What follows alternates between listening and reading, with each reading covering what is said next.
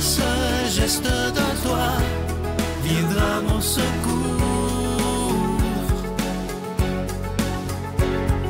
Viens semer dans mon âme le grain de l'amour.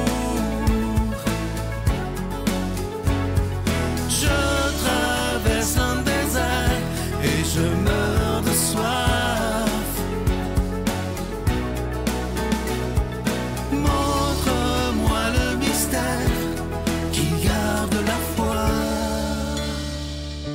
Bonjour, bienvenue à votre émission La Victoire de l'amour en ce samedi 18 mars. J'espère que vous allez bien.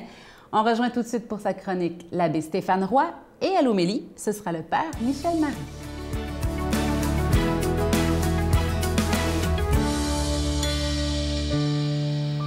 Bonjour à toi, bienvenue à cette chronique sur les chemins du cœur. La semaine passée, je te laissais avec une confidence du bon garçon ou de l'ancien bon garçon. Et je te disais que si tel est le cas, eh bien, tu vas taire tes demandes, tu vas taire tes besoins, tu vas laisser toute la place à l'autre parce que tu veux être bon. Et ça amène très souvent à ce que dans nos relations, on va essayer de chercher l'approbation. L'approbation du patron ou des employés. On va essayer de contenter tout le monde. On va adopter des attitudes qui vont faire en sorte qu'on ne voudra pas déplaire, mais au contraire, on va vouloir plaire. Puis, ainsi, pour les relations amoureuses. Ah oui, parce que celui qui veut être aimé va vouloir être aimé et puis aimer. Au moment où Guy Corneau donne cette conférence, il joue en même temps dans une pièce de théâtre qu'il a coécrit et dans laquelle il joue. Une pièce qui concerne le couple. Et dans cette pièce-là, il interpelle à 2 reprises le public en citant 2 phrases, une d'Oscar Wilde et l'autre de Coluche. La première dit « Faire un couple, c'est faire un. Mais lequel? » Et la deuxième citation « Être en couple, c'est régler à 2 des problèmes qu'on n'aurait pas eu tout seul. » Oui, tout ça pour montrer que l'autre va souvent être révélateur. L'autre va être miroir. Parfois lieu de projection, mais aussi miroir de ce que l'on porte, de manière parfois inconsciente. L'autre devient une révélation. Et Guy Corneau nous interpelle à ce point-là, à regarder qu'est-ce qui nous choque, qu'est-ce qui nous bouscule, qu'est-ce que les lieux de frustration dans nos relations amoureuses. Quels sont les problèmes qu'on va vouloir régler à 2 et qui pourraient être miens. Sur ce, je te souhaite une bonne semaine. Notre Père qui es aux cieux, que ton nom soit sanctifié, que ton règne vienne, que ta volonté soit faite sur la terre comme au ciel. Donne-nous aujourd'hui notre pain de ce jour. Pardonne-nous nos offenses, comme nous pardonnons aussi à ceux qui nous ont offensés. Et ne nous laisse pas entrer en tentation, mais délivre-nous du mal, car c'est à toi qu'appartiennent le règne, la puissance et la gloire pour les siècles des siècles. Amen. Je continuerai à croire, même si tout le monde perd espoir. je continuerai à aimer, même si les autres parlent de haine. Je continuerai à construire, même si les autres détruisent. Je continuerai à parler de paix, même au milieu d'une guerre. Je dessinerai des sourires sur des visages en larmes et je tendrai les bras à ceux qui se sentent épuisés. Oui, je continuerai à croire. Comme vous le savez, nous sommes en pleine période du carême et comme à chaque année, nous vous proposons, nous vous suggérons de donner un don à la victoire de l'amour, mais sans rien attendre en retour, en disant simplement au Seigneur, moi j'ai le goût de te donner afin que ta parole soit annoncée.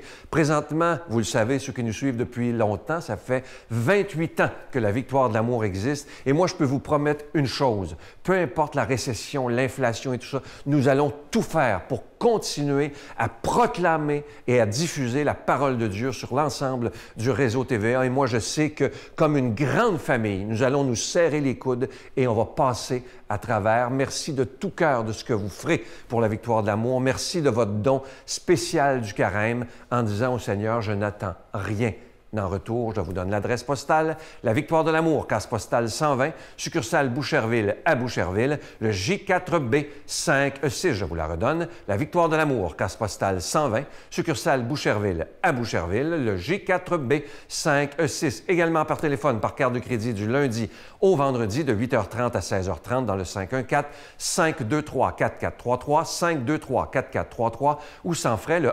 1-888-811-9291, 1-888-811-9291 et aussi sur notre site Internet. Vous savez que c'est une façon très rapide, sécuritaire et efficace de faire votre don. C'est le www.lavictoiredelamour.org. Alors, je veux prendre le temps de vous dire des milliers de fois merci de votre don tout à fait spécial du carême.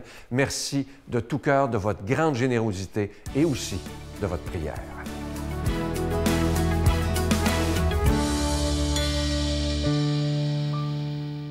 Mon Dieu, donnez-moi la sérénité d'accepter les choses que je ne peux changer, le courage de changer les choses que je peux et la sagesse d'en connaître la différence.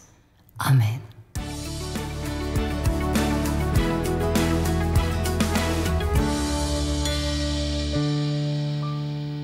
En vous souhaitant à vous tous une bonne fin de semaine, je suis heureux de partager avec vous l'évangile de Jésus-Christ selon saint Luc.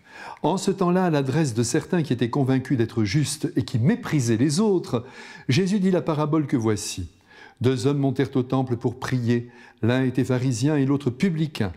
Le pharisien se tenait debout et priait en lui-même « Mon Dieu, je te rends grâce parce que je ne suis pas comme les autres hommes. Ils sont voleurs, injustes, adultères. » Ou encore comme ce publicain, je jeûne 2 fois par semaine et je verse le 10e de tout ce que je gagne. Le publicain, lui, se tenait à distance et n'osait même pas lever les yeux vers le ciel, mais il se frappait la poitrine en disant « Mon Dieu, montre-toi favorable au pécheur que je suis. » Je vous le déclare, quand ce dernier redescendit dans sa maison, c'est lui qui était devenu un homme juste plutôt que l'autre. Qui s'élève sera abaissé, qui s'abaisse sera élevé. Mes frères bien-aimés, ce passage d'évangile est de la plus haute importance, car il nous révèle le regard que Jésus porte sur ses enfants lorsque ces derniers prient Dieu son Père. Ainsi, nous découvrons la prière qui lui plaît et celle qu'il exècre.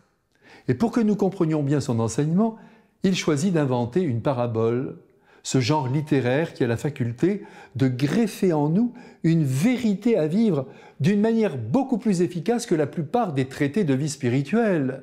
N'oublions pas non plus que la parabole, qui n'est rien d'autre qu'une histoire, est utilisée par le Christ afin que nous puissions à notre tour la raconter autour de nous. Et celle de ce jour ne doit pas échapper à cette transmission de bouche à oreille. Faut-il rappeler qu'avant d'être écrit, l'Évangile a été transmis oralement et nous devons continuer, vous et moi, à raconter les histoires inventées par le Christ. C'est bien mieux que d'offrir une Bible à tranches dorées qui ne bougera pas d'une étagère. Ceci dit, maintenant entrons dans cette histoire.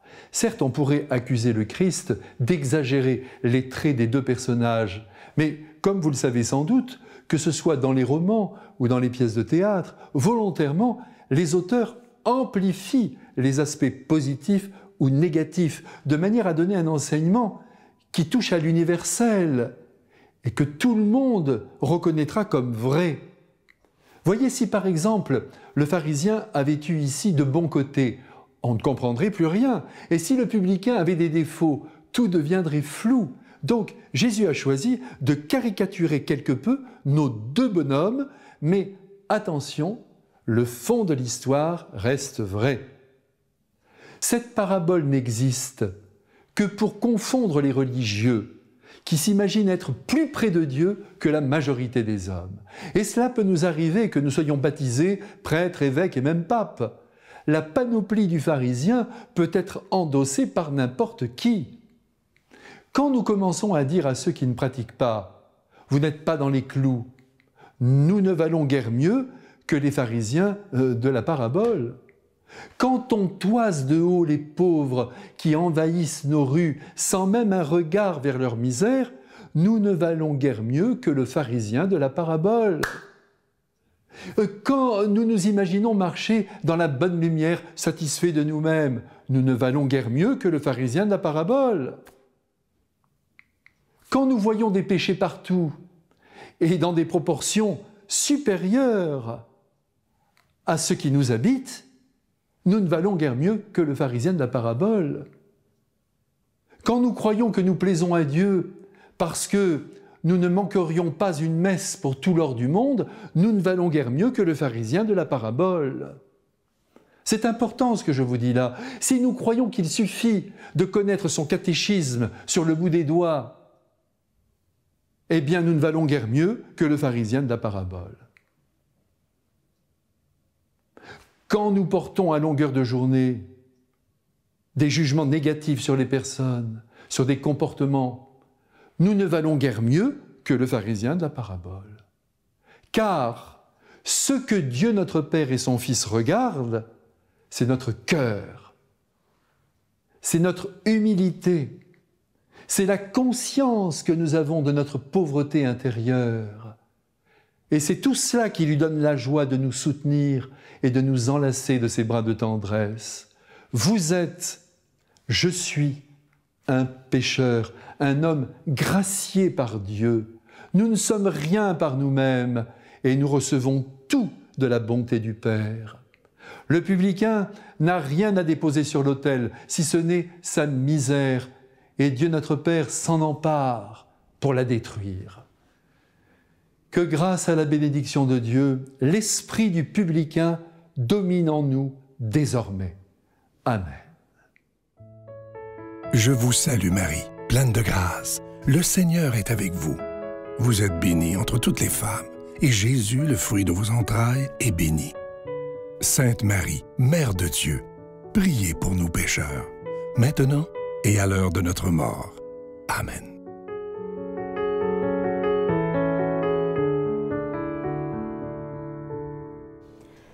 En plein cœur du carême, ce que je nous souhaite aujourd'hui, c'est du courage, parce qu'il en faut pour changer ce qui ne va pas dans nos vies, pour essayer de devenir une meilleure personne, aimer plus, prier plus. Ça nous demande du courage et de la persévérance, et c'est ce que je nous souhaite aujourd'hui. Fixons notre regard intérieur sur l'objectif. Hein? Une vie pleine, une vie qui a du sens, une vie remplie de cet amour-là dont on a tellement soif et dont notre monde a tant besoin aussi. Osons un amour plus vrai, plus intense et plus profond. Parfois, ça va nous demander des petits réajustements et c'est tant mieux. C'est signe qu'on est en mouvement, en cheminement. Bonne journée. Avoir Dieu dans ma vie, respirer, c'est deux choses qui sont essentielles. Je voyais pas, c'est long une vie. Je voyais pas passer ma vie avec quelqu'un qui ne partage pas les mêmes choses que moi. Dieu, tu es fidèle, je le proclamerai au monde et je le dirai à mon cœur. Je chanterai quand le soleil brille, je le crierai dans la noirceur que tu es fidèle.